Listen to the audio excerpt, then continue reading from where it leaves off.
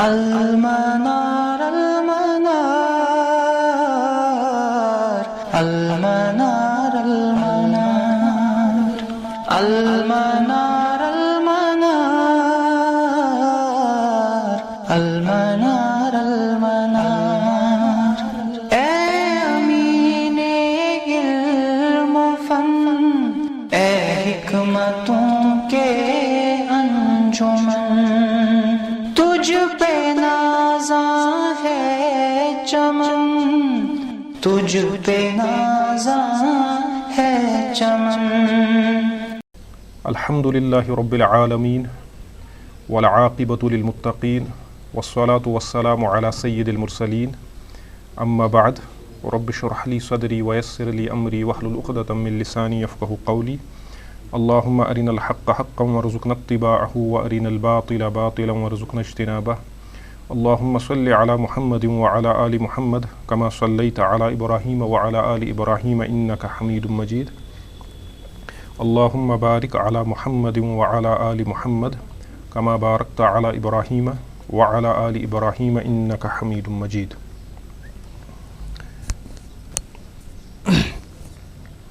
آج کی کلاس میں ہمیں ایک اور مسئلے پہ بات کرنی ہے جس مسئلے کی اہل السنہ والجماع کے یہاں بڑی اہمیت ہے اور جس کا تعلق اہل السنہ والجماع کے منہج کے ساتھ ہے. تو امام الطحاوی رحمہ اللہ فرماتے ہیں وَنَرَى الصَّلَاةَ خَلْفَ كُلِّ بَرٍّ وَفَاجِرٍ مِّنْ أَهْلِ الْقِبْلَةِ. وَنَرَى الصَّلَاةَ ہم نماز دیکھتے ہیں، یعنی ہم قائل ہیں ہم اس بات کے قائل ہیں الصلاۃ خلف کل بر و فاجر من اہل القبلہ، یعنی ہمارے نزدیک اہل قبلہ میں سے ہر نیک اور ہر بد کے پیچھے نماز پڑھنی صحیح ہے. یعنی ہم قائل ہیں، نارا اسی معنی میں، یعنی ہم دیکھتے ہیں، ہماری یہ رائے ہے، ہم اس کو اس نظر سے دیکھتے ہیں. وَنَرَى الصَّلَاةَ خَلْفَ كُلِّ بَرٍّ وَفَاجِرٍ مِّنْ أَهْلِ الْقِبْلَةِ اہل قبلہ میں سے ہر نیک اور ہر بد کے پیچھے ہم نماز کے قائل ہیں، نماز پڑھنے کے قائل. اور وَعَلَى مَنْ مَاتَ مِنْهُمْ اور جو اہل قبلہ میں سے مر جائے اس کی نماز جنازہ پڑھنے کے بھی ہم قائل ہیں. یعنی اہل قبلہ میں سے انسان نیک ہو یا بد ہو، فاسق و فاجر ہو یا صالح ہو، اس کے پیچھے ہم نماز پڑھنے کے قائل ہیں. اور اگر وہ مر جائے، پھر اہل قبلہ میں سے جو بھی مر جائے، جب تک وہ مسلمان ہے، جب تک اس کا ایمان قائم ہے، تو چاہے وہ نیک ہے یا بد ہے، ہم اس کے پیچھے نماز پڑھنے کے قائل ہیں. تو اس مسئلے پہ آج ہم بات کریں گے. بڑا اہم مسئلہ ہے، آج کے دور میں بھی اس کی کافی ریلیونس ہے. تو یہ جو ہے وہ نارا، تو نارا کا مطلب ہے، انہوں نے یہ نہیں کہا وہ آرا. میں نے کئی مرتبہ یہ بات آپ کو بتائی کہ آرا میں دیکھتا ہوں، کیونکہ یہ ان کی ذاتی رائے، یہ اہل السنہ کا عقیدہ ہے، یہ ترجمانی کر رہے ہیں ایک مذہب و مشرب کی. تو فرماتے ہیں وہ نارا یعنی ہم قائل ہیں، نحن اہل السنہ یعنی ہم اہل سنہ اس بات کے قائل ہیں. لأن العقیدۃ بہا تقریر منہج اہل السنہ، کیونکہ اس بات کا عقیدہ رکھنا، اس بات کا قائل رہنا، یہ اہل السنہ کے منہج میں سے ہے. کس بات کے ہم قائل ہیں؟ الصلاۃ خلف کل بر و فاجر من اہل القبلہ. ہم اس بات کے قائل ہیں کہ اہل السنہ میں سے، اہل القبلہ میں سے ہر نیک اور بد کے پیچھے نماز ادا کی جائے گی. ای من المسلمین یعنی مسلمانوں میں سے، جیسا کہ میں نے پہلے ہی کہا، جب تک کہ ایمان اس کا قائم ہے. تو البر جو کہا گیا، البر ہے الصالح التقی، ایک صالح اور پرہیزگار کو بر کہتے ہیں. اور فاجر کہتے ہیں الفاسق، فاسق انسان کو، الذی ظہر فسقہ و فجورہ، جس کا فسق و فجور ظاہر ہوا. ظاہر سی بات ہے، جب کسی کا فسق و فجور ظاہر ہوگا تب اس پہ فسق و فجور کا حکم لگے گا. تو فاجر وہ ہے جو فاسق ہے، اطاعت سے باہر جانے والا، جس کا فسق و فجور ظاہر ہوا بما ارتکب من ذنوب، جو اس نے گناہ کیے، یعنی گناہوں کی وجہ سے اس کا فسق و فجور ظاہر ہوا، وہ فاسق ہے. اور جو صالح اور پرہیزگار ہے اس کو ہم بر کہتے ہیں. یعنی یہ اصل جو یہ مسئلہ ہے، میں نے اس سے پہلے بھی یہ بات آپ کے سامنے بیان کی کہ اہل السنہ جو ہے، اہل السنہ ایک بہت ہی پریکٹیکل جماعت ہے. اہل السنہ جب بھی کسی مسئلے کا حل دیتی ہے تو وہ پریکٹیکل حل ہوتا ہے. تو یہاں پہ کیا ہے، یعنی اننا لا نعطل الجمع والجماعات، یعنی ہم جمعہ نمازوں کو اور جماعت کی نمازوں کو وصلاۃ العیدین من اجل فجور او فسق الامام، یعنی ہم امام کے فسق یا امام کے فجور کی وجہ سے، یعنی امام کے گنہگار ہونے کی وجہ سے ہم جمعہ نمازوں کو یا جماعت کو یا نماز عیدین کو ہم ان کو معطل نہیں کریں گے، ہم ان کو بند ہی نہیں کریں گے. کیوں؟ کیونکہ ہمارا جو امام ہے اس میں فسق و فجور ہے. امام کا جو فسق و فجور ہے وہ اس کی ذاتی زندگی تک ہے. البتہ یہ جو شعائر ہیں دین کے، اگر ہم اس بنیاد پہ کہ جی امام فاسق و فاجر ہے، اب نہ جماعت ہوگی، نہ جمعہ ہوگا، نہ عیدین ہوگی، تو دین کا سارا جو شعائر ہیں وہ سارے بیٹھ جائیں گے، وہ سارے معطل ہو جائیں گے. تو ہم اس میں مصلحہ اور مفسدہ کا معاملہ دیکھتے ہیں. تو اس بنیاد پہ امام کے فسق و فجور کی بنیاد پہ ہم ان چیزوں کو معطل نہیں کرتے. فَإِنَّ هَذِهِ الشَّرَائِعُ وَالشَّعَائِرُ ظَاهِرَةٌ، کیونکہ یہ شرائع ہیں اور یہ دین کے ظاہری شعائر ہیں. والأصل، اور اصل کیا ہے، ان صلاۃ الفاجر والفاسق صحیحۃ، اور اصل یہ ہے کہ جو فاجر و فاسق ہوگا اس کی اپنی نماز صحیح ہے. یہ تو کوئی نہیں کہتا ہے کہ جو فاسق و فاجر ہے وہ نمازیں چھوڑ دے. اب جو فاسق و فاجر ہے اس شخص کی نماز اگر وہ ادا کرے گا تو صحیح نہیں ہوگی، اس کا تو کوئی قائل نہیں ہے. تو اصل چونکہ یہ ہے کہ فاسق و فاجر کی اپنی نماز صحیح ہے، لہٰذا اس کے پیچھے جو نماز ادا کی جائے گی وہ بھی صحیح ہوگی.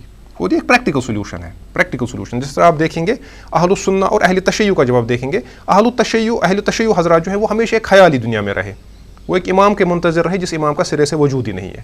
اگر بالفرض محال مانا بھی جائے اس امام کا وجود، وہ کسی غار میں چھپا ہوا ہے وہ امام، تو وہ کب آئے گا پھر؟ یعنی پچھلے 1400 سال ہوئے، 1400 سال سے امام کے بغیر زندگی گزار رہے ہیں. تو اس کا بڑا عمدہ رد امام ابن تیمیہ رحمہ اللہ نے منہاج السنہ میں کیا ہے، عقلی بنیادوں پہ کہا ہے کہ جو عقیدہ ہے یہ عقیدہ سرے سے ہی باطل ہے، یہ ڈکوس لائق ہے یہ عقیدہ. تو بہرحال اہل السنہ کے یہاں یہ ہے کہ معیار یہ ہے کہ ہونا تو چاہیے ایک اچھا امام، لیکن یہ تو معیار ہونا چاہیے. یعنی تھیریٹیکلی معیار ہمارا یہ ہے کہ ہمارا جو امام ہو وہ صالح ہو، پرہیزگار ہو، متقی ہو. لیکن اب اگر نہیں ہے، کوشش کرنی چاہیے کہ وہی ہو، کوشش کرنی چاہیے کہ امام صالح ہی ہو. لیکن اگر نہیں ہے تو اب دو صورتیں ہیں، یا تو آپ نمازیں ہی چھوڑیں گے، یا تو آپ جماعتوں کو معطل کریں گے، دین کے شاعر کو معطل کریں گے، یا آپ اس کے پیچھے نماز پڑھیں گے. تو اہل السنہ کہتے ہیں کہ جب تک نیا امام نہ آئے، جب تک پاسبل نہ ہو اس کی جگہ کوئی صالح امام آئے، تب تک ہم اس نظام کو معطل نہیں کریں گے. کیونکہ اگر یہ نظام معطل ہو گیا تو شریعت کا سارا نظام معطل ہو جائے گا. تو یہ بڑا معقول مسئلہ ہے یہ. تو اس کے دلائل کیا ہیں؟ اس کے دلائل بے شمار دلائل ہیں. تو کچھ دلائل کا میں ذکر کروں گا. ایک تو وہ حدیث ہے جس کو حضرت ابو ہریرہ رضی اللہ عنہ روایت کرتے ہیں رسول اللہ صلی اللہ علیہ وسلم سے، صحیح روایت، امام بخاری نے بھی اس کو نقل کیا ہے. رسول اللہ صلی اللہ علیہ وسلم نے فرمایا کہ میرے بعد جو بادشاہ آئیں گے، یعنی میرے بعد جو حکمران آئیں گے، جو تمہارے امام ہوں گے، ائمہ ہوں گے، یصلون لکم، وہ تمہارے ساتھ نماز پڑھیں گے. دیکھیے یہ اہم حدیث ہے. وہ تمہارے ساتھ نماز پڑھیں گے، فَإِنْ أَصَابُوا فَلَكُمْ وَلَهُمْ، اگر انہوں نے نماز صحیح پڑھی. ٹھیک ہے، تو اسی لیے ہم نے کہا نا کہ ہم فاسق و فاجر کے پیچھے نماز کے قائل ہیں. میں نے پھر سے کہا کہ یہ تو معیار نہیں ہے، لیکن اگر سچویشن ایسی ہو تو نماز پڑھیں گے. فرمایا فَإِنْ أَصَابُوا، اگر انہیں صحیح نماز پڑھائی، فَلَكُمْ وَلَهُمْ، تو وہ نماز تمہاری بھی ادا ہو گئی اور ان کی بھی ادا ہو گئی. وَإِنْ أَخْطَأُوا، اگر انہیں خطا کی، فَلَكُمْ وَعَلَيْهِمْ، تمہاری تو نماز ادا ہو گئی لیکن وبال ان پہ ہے، وبال ان پہ. یعنی یہ امت کا جو شیرازہ ہے اس کو متحد رکھنے کے لیے، وہ منتشر نہ ہو، وہ بکھرے نہ، اسی لیے یہ احکامات دیے گئے ہیں. اور یہی وجہ ہے کہ تاریخ میں الحمدللہ جب بھی ہم نے دیکھا اہل تشیع کے مقابلے میں ہمیشہ اہل سنت نے ہی تاریخ میں ایک نمایاں رول ادا کیا ہے. تو اہل تشیع کا جو معاملہ ہے وہ ایک ایسی جماعت تھی جو پچھتا رہی تھی، جو افسوس کر رہی، جو ماتم کر رہی، جو پیٹ رہی تھی. تو پریکٹیکلی سولوشنز اہل سنت نے دیے ہیں، چاہے وہ جہاد کے میدان میں آپ دیکھیں، آپ دعوت کے میدان میں دیکھیں، ہر جگہ آپ کو اہل سنت نظر آئیں گے. تو وہ پریکٹیکل مسئلہ تھا کہ بھائی امام جو ہونا چاہیے آپ کا، چاہے وہ نماز کا امام ہو یا امام اعظم ہو، آپ کا خلیفہ ہو، وہ تو بہترین انسان ہونا چاہیے آپ میں سے. کوشش بھی کرنی ہے کہ بہترین انسان آئے. لیکن اگر حالات ایسے ہوں کہ بہتر امام اویلیبل نہ ہو، چاہے امام اعظم ہو یا نماز کا امام ہو، تو جب تک صورتحال ٹھیک نہ ہو تب تک اس کے پیچھے ہم نماز ادا کریں گے. ایسا نہیں ہوگا کہ ہم ان سے روٹ کے بیٹھ جائیں گے اور سارا نظام ہی معطل ہوگا. تو یہ پریکٹیکل سولوشن ہے، اس کا حکم ہمیں رسول اللہ علیہ الصلوۃ والسلام نے دیا ہے. اور اس سے بھی زیادہ صریح دوسری روایت ہے حضرت ابو ذر رضی اللہ تعالیٰ عنہ عن ابی ذر قال قال علی رسول اللہ صلی اللہ علیہ وسلم. یہ بڑی اہم حدیث ہے. سیدنا ابو ذر غفاری رضی اللہ عنہ فرماتے ہیں کہ رسول اللہ صلی اللہ علیہ وسلم نے مجھ سے فرمایا کیف انت، اس وقت تم کیسے ہوگے، تمہاری حالت کیا ہوگی، اذا کانت علیکم امارا، جب تمہارے اوپر ایسے امیر ہوں گے. امارا امیر کی جمع ہے. جب تمہارے ایسے حکمران ہوں گے، وہ کیا کریں گے، یؤخرون الصلاۃ عن وقتها، جو نمازوں کو اپنے وقت سے مؤخر کیا کریں گے. تو دیکھیں نماز کی کتنی اہمیت ہے دین میں. تو ایسے عمرا آئیں گے جو نمازوں کو اپنے وقت سے مؤخر کریں گے. اب دو صورتیں ہیں، آپ گھر پہ بیٹھو گے اور آپ نمازیں نہیں پڑھو گے، آپ گھر میں ہی نمازیں پڑھو گے، تو اس سے جماعت کا جو نظام ہے وہ معطل ہو جائے گا. یا یہ ہے کہ آپ ان کے خلاف بغاوتیں شروع کرو گے. تو نتیجے کے اعتبار سے دیکھا جائے گا کہ تاریخ میں جتنی بھی بغاوتیں ہوئی ہیں مسلم دنیا میں، یا آج بھی جتنی بغاوتیں ہوئی، ان کے نتائج زیادہ پازیٹیو نہیں نکلے ہیں، ان سے فساد ہی زیادہ برپا ہوا ہے.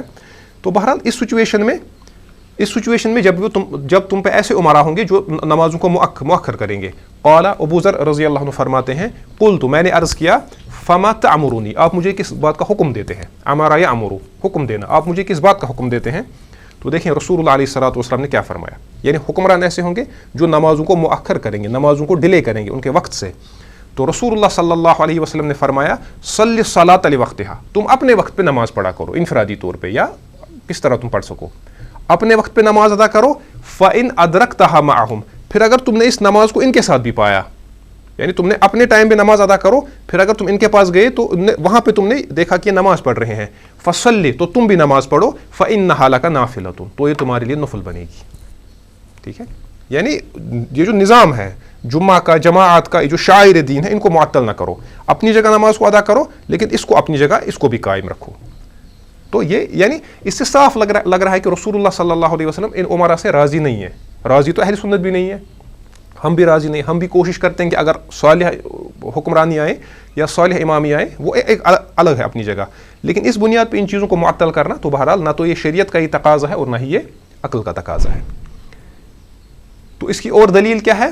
وَمِنَ الدَّلِيلِ عَلَى هَذَا الْأَصْلِ، اس اصل پہ جو دلیل ہے ما جاء عن الصحابہ رضی اللہ عنہم والتابعین، جو صحابہ اور تابعین سے روایت ہے، جو ان سے منقول آیا ہے. فَقَدْ كَانُوا يُصَلُّونَ خَلْفَ الْوُلَاةِ مَعَ جَوْرِهِمْ وَظُلْمِهِمْ. تو جو صحابہ تھے وہ ولات ہے والی کی جمع، وہ ولات، وہ ظالم والی، جو ظالم ان کے گورنر ہوتے تھے، وہ ان کے پیچھے نماز ادا کیا کرتے تھے. مع جورہم وظلمہم، ان کے ظلم اور ان کے جور کے باوجود، یعنی جو ان کے جو امیر ہوتے تھے ان کے ظلم اور جور کے باوجود وہ ان کے پیچھے نماز ادا کیا کرتے تھے. کما صلی ابن عمر رضی اللہ عنہما خلف الحجاج بن یوسف، جیسے ابن عمر رضی اللہ عنہ، اور ابن عمر بہت ہی عظیم صحابہ میں سے ہیں، بہت ہی علماء صحابہ میں سے ہیں، فقیہ ہیں. ابن عمر رضی اللہ عنہ، سیدنا عمر رضی اللہ عنہ کے فرزند. ٹھیک ہے، تو بڑا اونچا مقام ہے ان کا.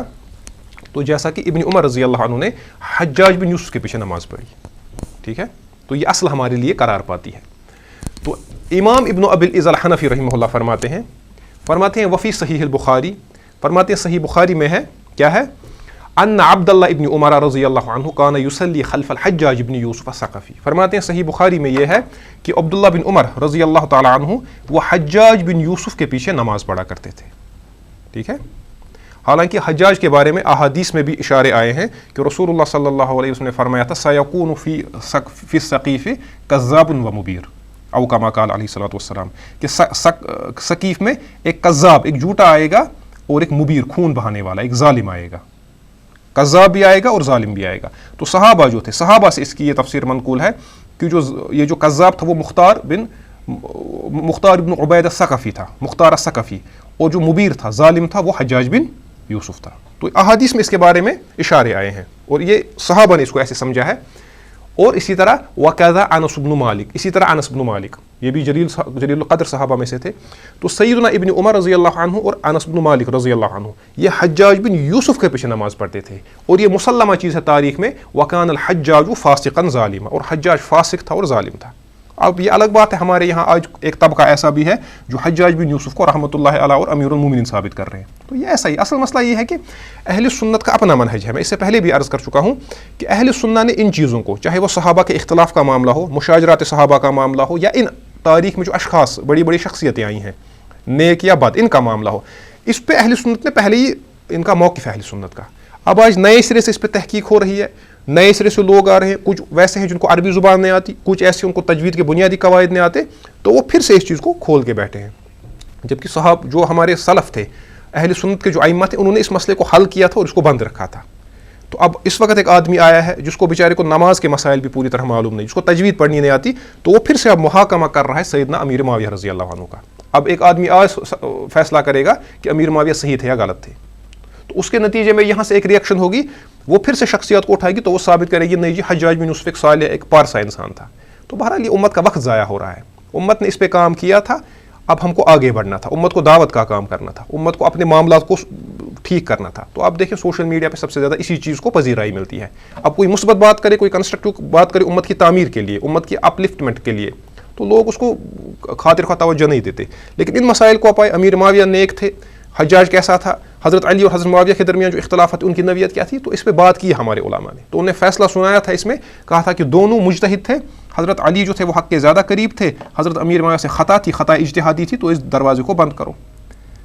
تو لیکن اب جب اس کو پھر سے کھولا گیا، اب آج اس پہ کس نتیجے پہ پہنچیں گے؟ جب 1400 سال میں یہ مسئلہ حل نہیں ہو، اب آپ آج اس کو حل کریں گے مثلا، حالانکہ آپ حل نہیں کر سکتے اس کو، آپ کی وہ نہ تو استطاعتی ہے نہ وہ استعداد آپ میں ہے۔ اب علی سبیل المثال آپ نے اس کو حل کیا تو پھر اور 1500 سال کے بعد ایک اور آدمی آپ کی طرح آئے گا، وہ پھر سے سوشل میڈیا پہ آئے گا تو پھر سے وہ اس مسئلے کو یہ بحث کرنا اس پہ شروع کرے گا، تو بہرحال یہ وقت کا ضیاع ہے۔ تو یہ حجاج بن یوسف کے بارے میں یہ امام ابن تیمیہ نے بھی یہ بات لکھی ہے، اور حضرت امام شافعی رحمہ اللہ کے بارے میں انہوں نے تو یہ کہا ہے کہ حجاج کا فاسق ہونا سب کو معلوم ہے، تو یہ مسلمہ چیز ہے۔ لیکن جب آپ ایک ایکسٹریم پہ جائیں گے، یہاں سے دوسری ایکسٹریم آئے گی جو دوسری ایکسٹریم پہ جائے گی، تو اسی لیے ہم کہتے ہیں کہ اہل السنہ جو ہے یہ اہل العدل ہے، اہل الاعتدال ہے۔ تو اس مسئلے سے یہ نکلا کہ ابن عمر یا انس بن مالک جیسے صحابہ جو تھے رضی اللہ عنہما، وہ حجاج بن یوسف جیسے ظالم و فاسق انسان کے پیچھے نماز ادا کرتے تھے۔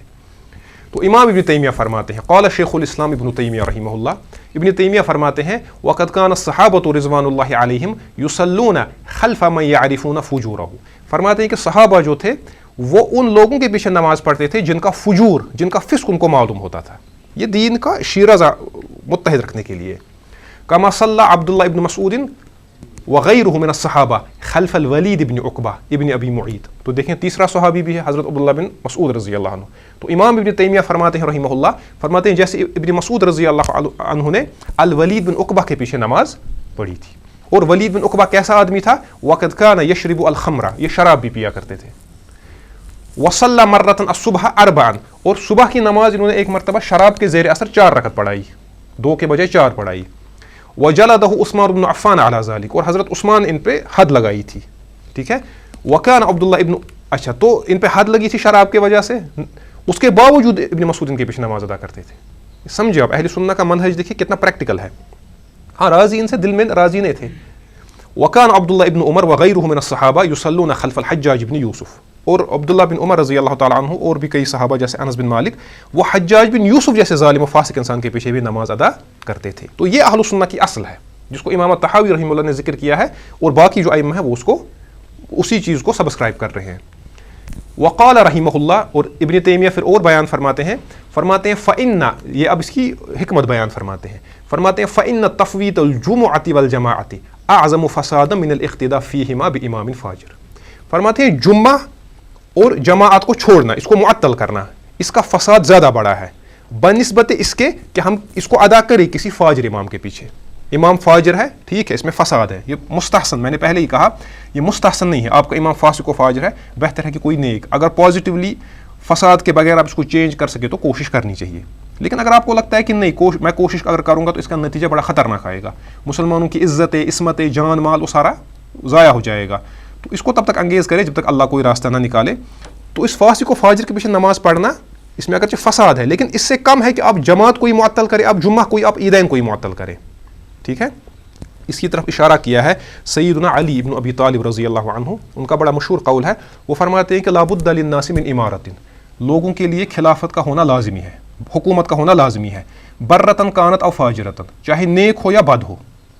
تو جو ان کے ساتھی تھے انہوں نے پوچھا، فرمایا ہذہ برتن قد عرفناہا، فرمایا نیک ہے یہ تو معلوم ہے، نیک امام ہونا چاہیے، فما بال الفاجرہ، فاجر آپ کیوں کہہ رہے ہیں کہ فاجر بھی ہونا چاہیے؟ تو حضرت علی نے بڑا پیارا جواب دیا، فرمایا تقام بها الحدود، اس کی وجہ سے حدود نافذ کیے جائیں گے، یعنی شریعت نافذ ہوگی، ٹھیک ہے، ذاتی طور پہ اس کو فسق و فجور ہے لیکن شریعت امپلیمنٹ کرے گا یہ۔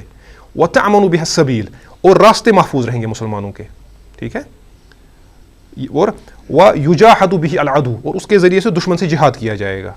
تو یہ حکمت ہے، یہ مصلحت ہے، یعنی شریعت کا نظام قائم رہے گا، شریعت اپنی، ٹھیک ہے، ظالم و فاسق حکمران ہے، ذاتی طور پہ فسق اس میں ہے، لیکن مسئلہ یہ ہے کہ آپ چھوٹی مصلحت کو یا بڑی مصلحت کو لیں گے، بڑی مصلحت کو لیں گے، آپ چھوٹے فساد کو لیں گے یا بڑے فساد کو لیں گے، چھوٹے فساد کو لیں گے، بڑے فساد کو ہم چھوڑیں گے۔ تو یہ مستقل ایک باب ہے مقاصد و مفاسد کا، مسائل اور مفاسد کا، اس کو سمجھنا بڑا اہم ہے۔ اور آج کے زمانے میں بھی جس صورتحال میں امت مسلمہ ہے، ہمارے لیے بھی کبھی اقدامات ایسے ہوتے ہیں جس میں بڑی باریک بھی نہیں، اور یہ اجتہاد کا موضوع ہے، یہ اجتہاد کا مسئلہ ہے کہ امت کی جو مجموعی صورتحال ہے اس میں کس طرح امت کی رہنمائی کرنی ہے، کون سا کس مسئلہ کو لینا ہے اور کس مسئلہ کو چھوڑنا ہے، کس مفسدہ کو انگیز کرنا ہے اور کس مفسدہ کو انگیز ہم نہیں کر سکتے۔ تو اس کو سمجھنا یہ بڑا اہم مسئلہ ہے۔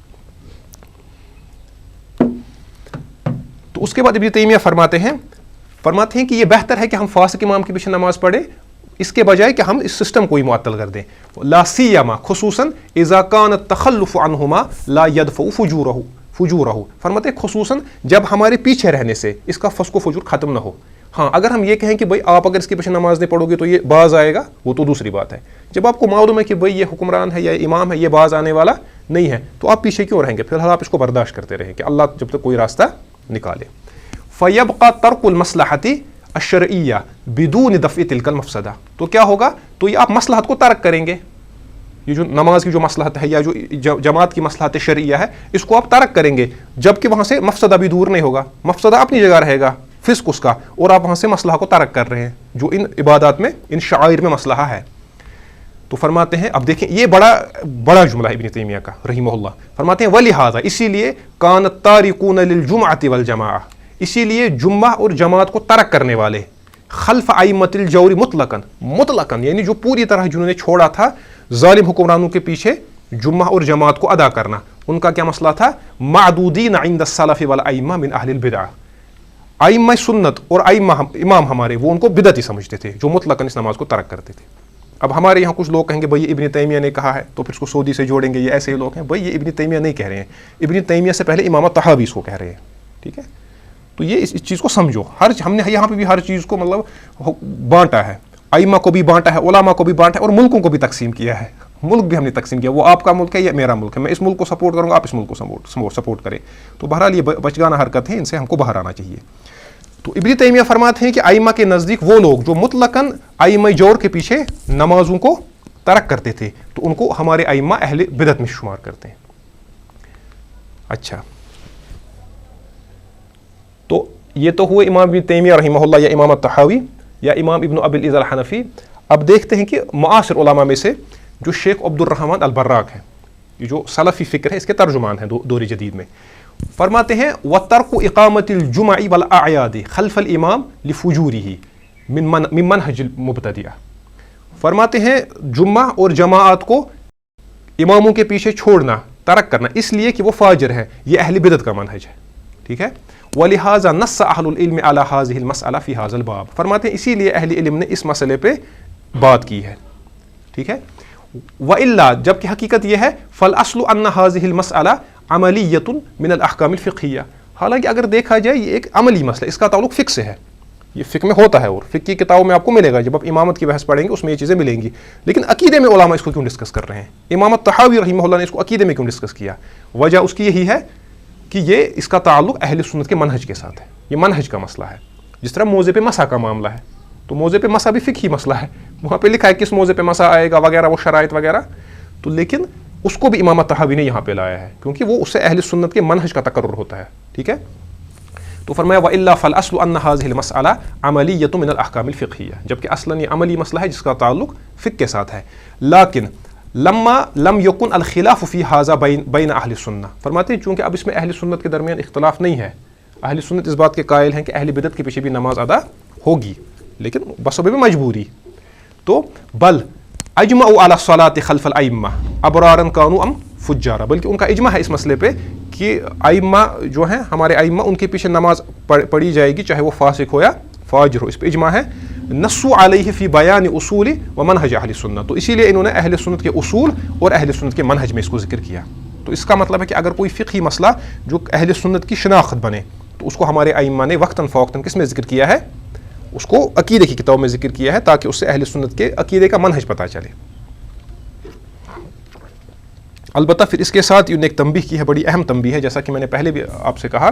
تو اس کے بعد فرماتے ہیں شیخ براق، فرماتے ہیں لیکن اذا کان هناك امام عدل و فاسق، لیکن اب اگر آپ کے پاس اویلیبلٹی ہے، فاسق امام بھی ہے اور عادل امام بھی ہے، فالذی ينبغي الصلاة خلف العدل، تو وہاں پہ نماز کس کے پیچھے ادا کی جائے گی؟ عادل کے پیچھے.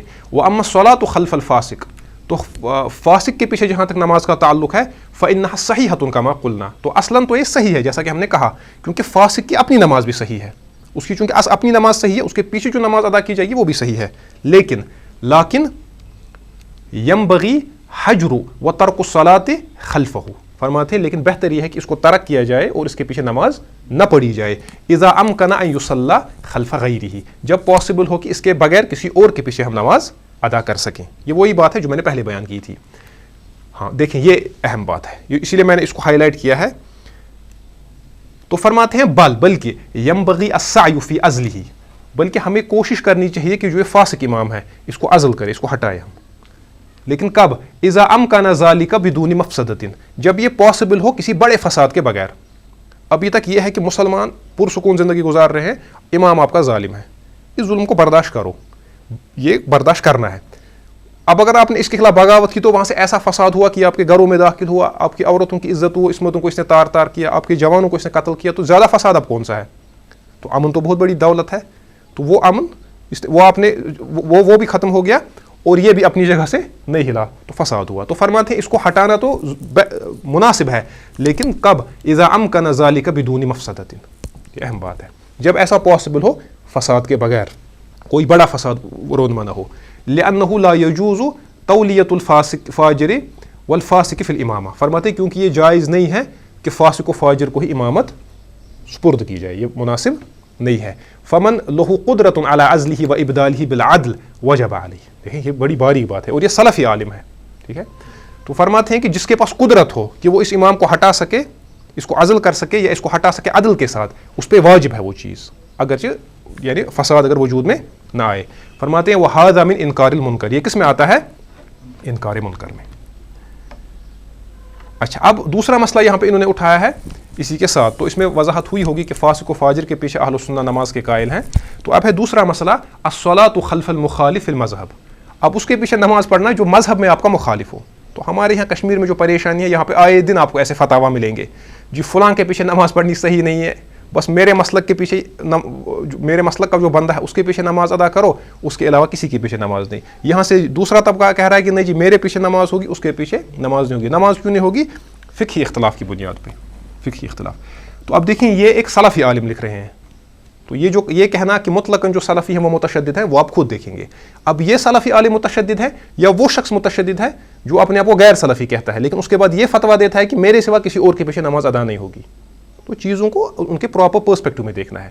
سلفی عالم ہے شیخ براق، تو فرماتے ہیں وَأَوْلَى مِنَ الصَّلَاةِ خَلْفَ الْفَاجِرِ الصَّلَاةُ خَلْفَ الْمُخَالِفِ الْمَذْهَبِ. فرماتے ہیں فاسق سے کئی درجہ بہتر ہے کہ اس کے پیچھے نماز پڑھو جو آپ کے مذہب کے مخالف ہو، جس کا فقہی مذہب آپ کے مذہب سے مخالف ہو.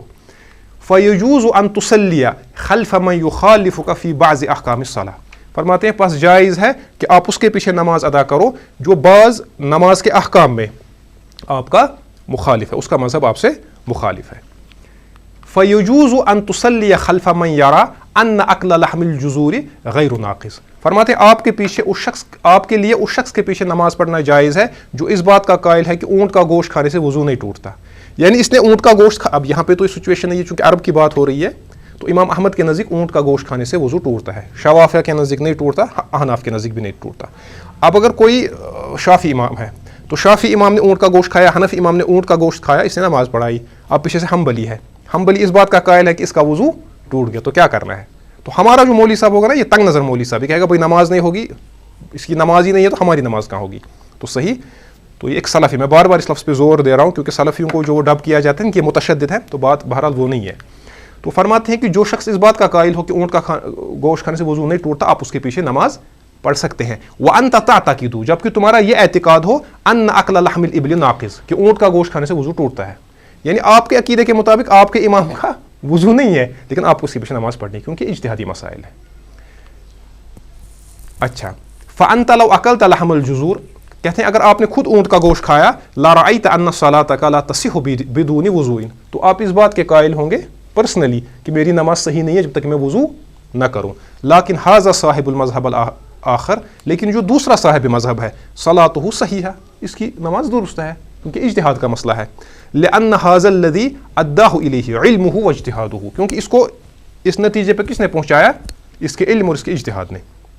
ٹھیک ہے، تو یہ ویسی بات ہے کہ آپ یہ غالباً امام احمد بن حنبل سے پوچھا گیا تھا اسی مسئلے پہ، غالباً مسئلہ یہی تھا، کہا تھا کہ آپ اس امام کے پیچھے نماز پڑھیں گے جو اس بات کا قائل ہے. یا تو یہ مسئلہ تھا یا مسئلہ دوسرا تھا. تو امام احمد نے کہا تھا کہ مجھے کیا ہوا ہے میں سعید بن مسیب کے پیچھے نماز نہ پڑھوں، کیونکہ سعید بن مسیب کا مذہب امام احمد کے مذہب سے مخالف تھا.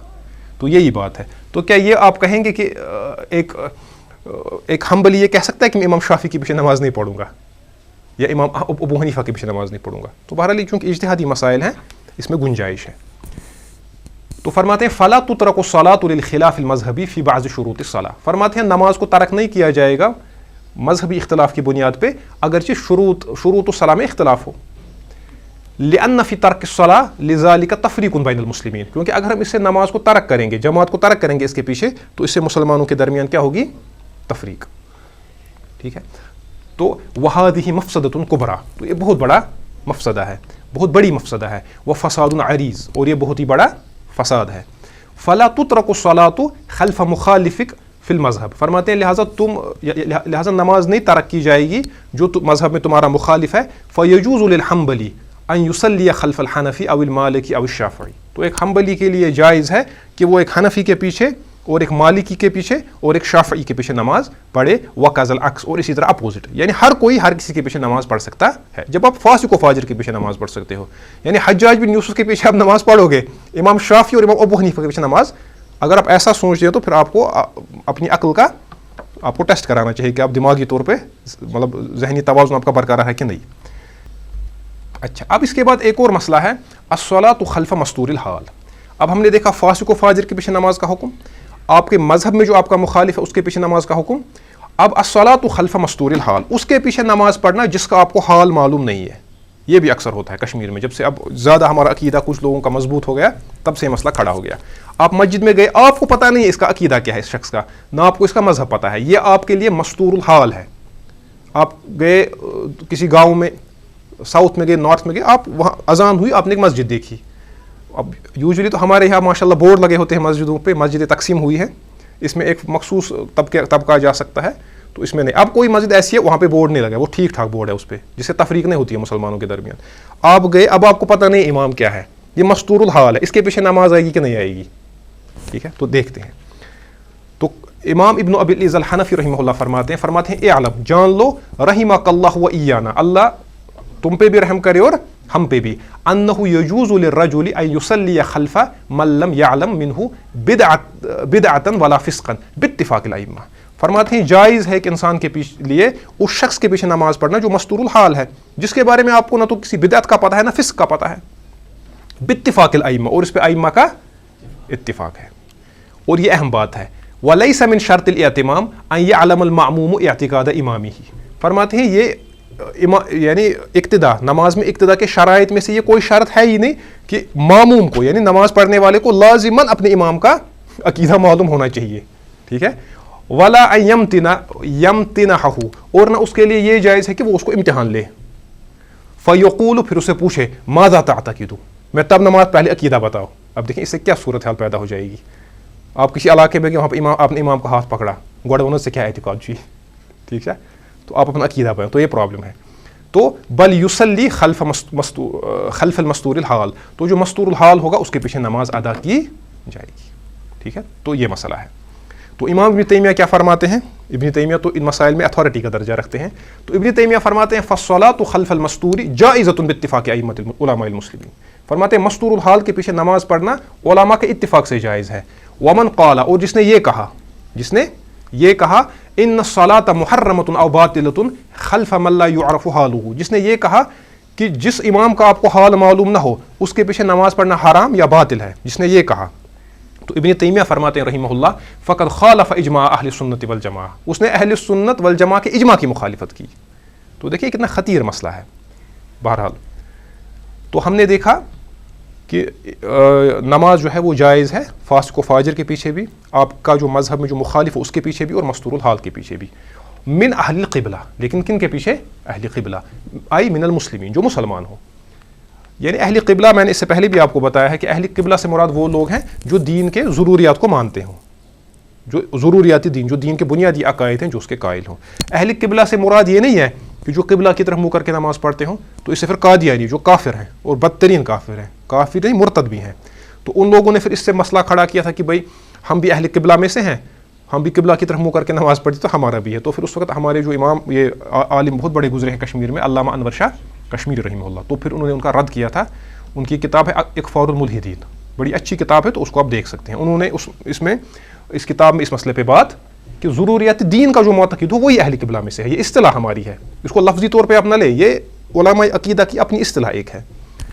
تو فرماتے ہیں اس کے بعد علماء اما من ظہر منہ ما یوجب ردتہ والعیاذ باللہ، تو نعوذ باللہ اب اگر کسی سے کوئی ردت یعنی ارتداد ظاہر ہوا ہو، جیسے قادیانی، یا کوئی شخص جو کہتا ہو کہ حضرت علی خدا ہے، حضرت علی کی الوہیت کا قائل ہو، یا کہتا ہو کہ رسول اللہ صلی اللہ علیہ وسلم اللہ کے نور کا حصہ ہے، نعوذ باللہ، تو اللہ کا جو نور تھا ایک ہو گیا مانوی طور پہ آپ کہیں نور، مجازی طور پہ آپ کی تعلیمات نور ہے، آپ کی شریعت نور ہے، تو وہ الگ بات ہے۔ دوسرا کہ وہ کہے کہ اللہ کی ذات اس نور سے رسول اللہ کو بنایا گیا، تو ایسا شخص بھی مرتد ہے، ٹھیک ہے؟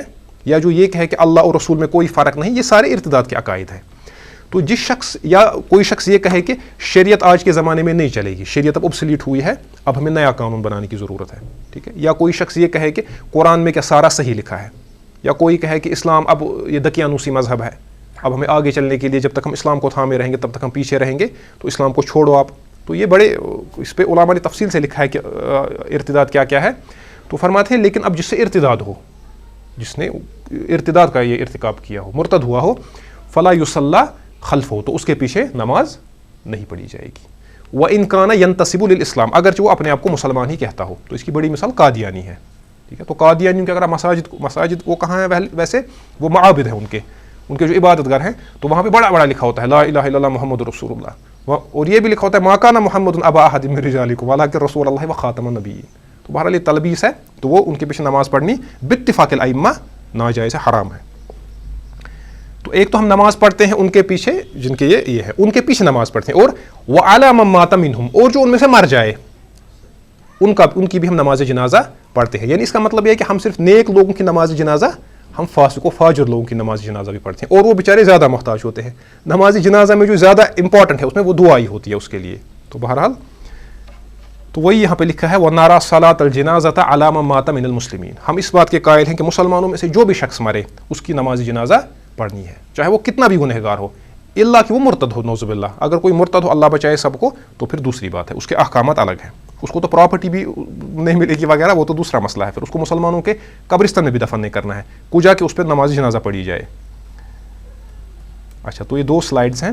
تو شیخ براق اس سلسلے میں فرماتے ہیں وقد روی حدیث ضعیف عن النبی صلی اللہ علیہ وسلم، فرماتے ہیں رسول اللہ صلی اللہ علیہ وسلم سے ایک ضعیف حدیث روایت کی گئی ہے، آپ نے فرمایا صلوا علی من قال لا الہ الا اللہ، کہ جو بھی لا الہ الا اللہ کہے اس کی نماز جنازہ پڑھو، وصلوا خلف من قال لا الہ الا اللہ، اور جو بھی لا الہ الا اللہ کہے اس کے پیچھے نماز پڑھو، اس کی نماز پڑھو یعنی نماز جنازہ، اور اس کے پیچھے نماز پڑھو۔ تو شیخ براق فرماتے ہیں یہ حدیث کیا ہے؟ لیکن معنی صحیح، لیکن معنی اس کا کیا ہے؟ یہ اہل سنت کا منہج ہے۔ دلت علیہ نصوص اخرى، اس پہ باقی نصوص دلالت کرتی ہیں۔ کما، البتہ یہ مسئلہ امپورٹنٹ ہے، کما جس طرح انہ ینبغی للامام والعالم والرجل الصالح المشہور، فرماتے ہیں جس طرح ایک امام کے لیے یا عالم کے لیے یا جو سوسائٹی میں جس کا ایک مقام ہو اہل علم میں سے، اس کے لیے مناسب کیا ہے؟ ان یترک الصلاۃ علی الفجار والفساق، کہ وہ فاسق و فاجر لوگوں پہ نماز جنازہ نہ پڑھے۔ کیوں؟ زجرا عن حالہم واعمالہم، تاکہ یہ زجر بنے باقیوں کے لیے، کہ اگر کوئی فاسق و فاجر انسان ہے سوسائٹی میں جس کا معلوم ہے، جو اعلان کرتا ہے اس برائیوں کا، اس کا معلوم ہے، تو امام کو چاہیے جو سوسائٹی میں جس کا سٹیٹس ہو اپنے محلے میں، اس کو چاہیے کہ وہ باقیوں کو کہے کہ نماز پڑھائے لیکن خود نہ پڑھے۔ وہ اس لیے نہ پڑھے تاکہ جو باقی لوگ ہیں ان کے لیے عبرت ہو، پھر کوئی دوسرا انسان اس گناہ میں مبتلا ہو، وہ کہے گا دیکھیں فلاں شخص اتنا نیک ہے، اس نے میری نماز نہیں پڑھی، تو بہرحال اس نے اس کی نماز نہیں پڑھی تو وہ میری نماز بھی نہیں پڑھے گا، تو بہرحال اس کا خیال رکھنا چاہیے۔ تو یہ اہم مسئلہ ہے۔